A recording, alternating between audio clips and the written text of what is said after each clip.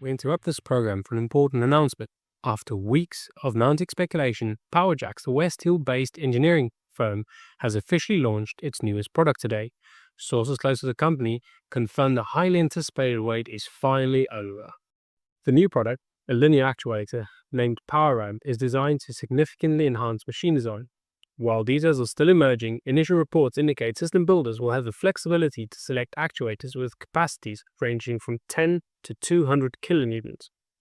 PowerJack has confirmed that official brochures detailing the PowerAM's full performance and system capabilities will be released shortly. For more information, visit powerjacks.com. This has been Oman reporting live for PowerJack's News. We will bring you more details as they become available. Until then, stay tuned.